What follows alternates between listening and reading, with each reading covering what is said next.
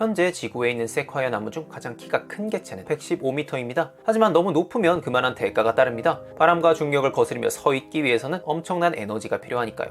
대부분의 경우 종의 가장 치열한 경쟁 상대는 바로 같은 종입니다. 다른 세콰이어보다 더 빨리, 더 높이 자라기 위해 모든 에너지를 쏟지 않으면 다른 나무들의 그늘 아래서 말라 비틀어져 죽게 되니까요. 이번엔 넓은 목초지에 세콰이어 한 그루만 있다고 상상해봅시다. 뭔가 그림이 잘못된 것 같지 않나요?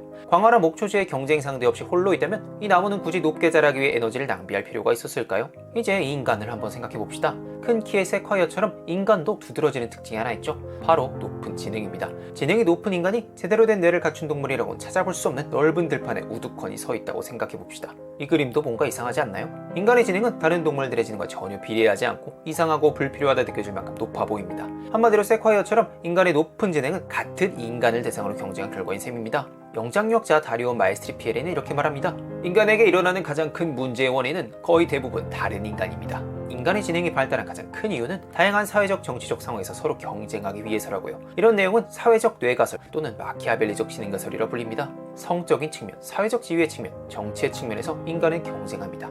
이 세 가지 경쟁 모두 두 가지 능력을 요구하는데요. 바로 파트너를 평가하는 능력과 좋은 파트너를 구하는 능력입니다. 바로 이 지점에서 입만 열면 자기 얘기를 하는 사람들의 심리도 엿볼 수 있는데요. 인간이 자기 얘기를 하는 강력한 동기 중 하나는 나에게 매력적인 자질과 능력이 있다는 걸 홍보하기 위해서입니다.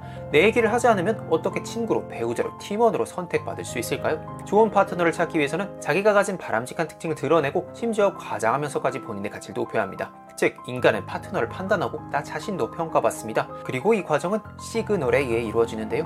명품백을 들고 다니거나 외제차를 모으는 것, SNS에 비싼 저녁을 인증하는 것, 골프나 승마 같은 고비용 취미를 가지는 것처럼 경제적 자원을 전달하는 시그널도 있지만 많은 친구, 넓은 인맥을 인증하거나 반려동물이나 조카를 돌본 것, 자원봉사나 기부 등을 인정하는 것 등 나는 믿을 수 있고 다정한 사람이야, 이런 도덕적 자질과 사회성을 전달하기도 합니다. 운동 후 복근 셀카나 오늘의 패션 룩을 공유하거나 춤, 노래, 유머 감각을 어필하는 등 성적 매력을 전달하는 시그널도 흔하죠. 때로는 자신이 좋은 파트너라는 걸 증명하기 위해 위험이나 낭비를 감수하는 것도 필요합니다. 왜 인간은 굳이 불편한 정장을 입으려 할까요? 이를 핸디캡 원리라고 부르는데요. 청바지는 내구성이 좋아서 매일 빨래하지 않아도 되죠. 하지만 정장 바지는 관리 측면에서 더 신경을 써야 하고요. 결국 정장은 이런 시그널이 됩니다. 난 이 정도 불편함을 감수할 수 있을 만큼 여유도 있고 책임감도 있는 사람이야. 반면 아주 값싸서 공짜에 가까운 시그널도 있습니다. 예를 들어 말을 하는 데는 비용이 전혀 들지 않죠. 김대리 아주 요새 잘하고 있어 라는 말을 듣는 것과 연봉 인상을 받는 것, 이 중 어떤 시그널이 회사가 내 가치를 인정하던 증거가 될까요? 하지만 실생활에서 시그널 분석이 어려운 이유 중 하나는 역시그널링이라는 현상 때문인데요.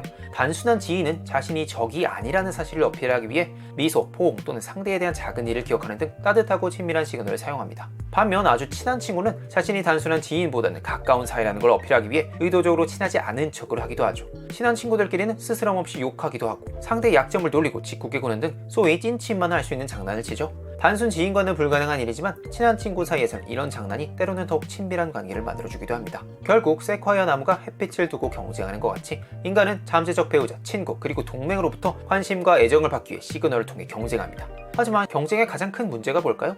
바로 엄청난 낭비를 일으킨다는 점입니다. 만약 세콰이어 나무들끼리 30m 높이 제한 같은 걸 약속했다면 전체 종에게 훨씬 이득이며 더 높이 자라기 위해 소비하는 에너지를 다른 곳에 투자할 수도 있겠죠. 현실적으로 나무들은 이런 합의를 맺을 수 없지만 인간은 다릅니다. 인간은 앞을 내다보는 능력이 있고 쓸데없는 경쟁을 피하기 위한 질서를 세울 수 있죠. 우리는 이 질서를 규범이라 부르고요.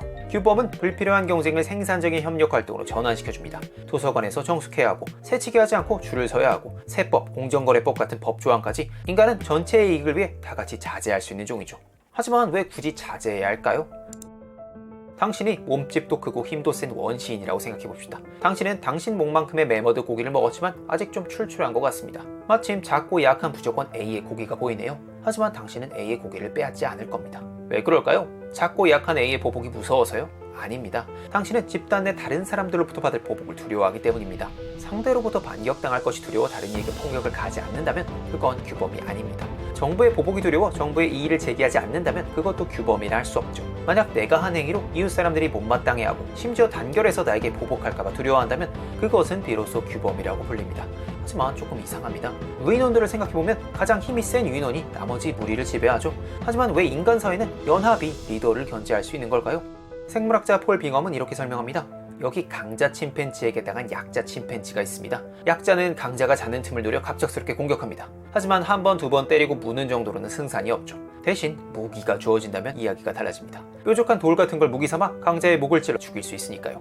그렇게 무기는 집단 내 약자와 강자 간의 공평한 경쟁의 장을 만드는 게임 체인저가 됩니다. 하지만 원거리 무기가 없다면 근거리에서 이루어지는 6탄전만 가능하죠. 그렇게 되면 한 사람을 공격할 때 대략 3, 4명 이상의 인원은 아무런 도움이 안 된다는 계산이 나옵니다. 하지만 원거리 무기가 있다면 연합의 수가 많아도 자신이 다칠 위험 없이 최강자에게 도전할 수 있습니다. 그렇게 인간에게 무기가 등장하자 육체적 힘보다는 정치적 기술, 즉 가장 효과적인 연합을 파악하고 연합에 가입하고 그 연합을 이끌어갈 수 있는 능력이 성공하기 위한 결정적 요인이 됩니다. 하지만 무기가 있고 집단적으로 처벌할 능력이 있어도 규범을 매번 집행하기는 어렵습니다. 경찰, 법원, 감옥 같은 현대적인 제도를 생각해보죠. 당신이 일상 속에서 규범을 지키는 이유는 소송을 당하거나 감옥에 갇히거나 경찰에 체포될까봐는 아닙니다. 입만 열면 자랑하는 사람을 다시 떠올려보죠. 누구나 가끔은 자화자찬을 즐깁니다. 그렇게 자랑이나 과시는 지나치지만 않으면 허용되기도 하죠. 하지만 대부분의 상황에서는 다른 누군가의 잘난 척이 너무 심해지면 조금 언짢아지기 시작합니다. 자랑하는 건 집단 내에서 스스로의 영향력과 지배력을 내리는 방법 중 하나입니다. 자신의 뛰어난 자질과 기술, 그리고 능력을 다른 사람들이 알아봐주길 원하는 거죠. 이기적 동기도 마찬가지입니다. 만약 거짓말을 못하는 사람에게 이런 질문을 해본다고 상상해보죠. 왜 여자친구와 헤어졌나요? 그러자 그 사람이 대답합니다. 당연히 더 나은 사람을 만나기 위해서죠. 왜 의사가 되려고 하세요? 명예도 있고 연봉도 높은 직업이니까요. 학교 신문에 만화를 연재하는 이유는 뭐예요? 사람들이 날 좋아했으면 좋겠거든요.